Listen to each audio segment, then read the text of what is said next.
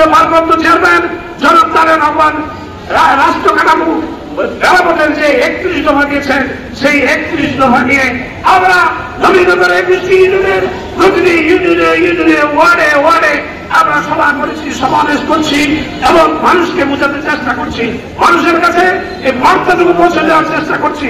আমার প্রিয় নেতা জনাব তারেক রহমান যদি আগামী দিনে ইনশাল্লাহ এদেশে যে নির্বাচন হবে, এই নির্বাচনের মাধ্যমে আগামী দিনে বাংলাদেশ জাতীয়তাবাদী দল তথা বিএনপি ইনশাল্লাহ আগামী দিনে রাষ্ট্র ক্ষমতায় আসবে আপনাদের দোয়ায়।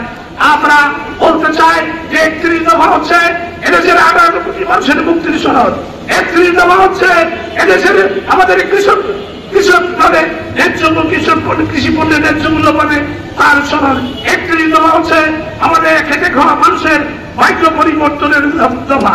কাজে আপনারা এই আমাদের প্রিয় নেতা 31 দফা এই কর্মসূচি আপনার প্রতিটি ঘরে ঘরে পৌঁছে দেবেন।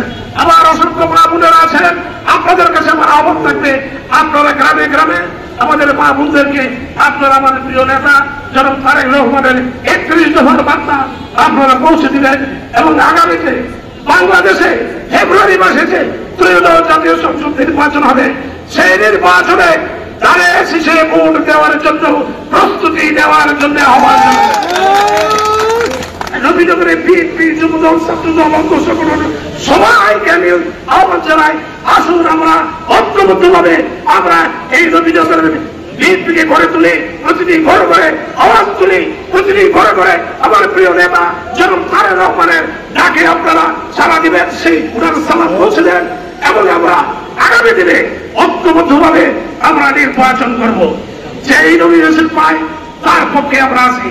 আপনাদেরকে কি কথা বলতে চাই, আপনারা ধানের শীষের পক্ষে থাকবেন, আপনারা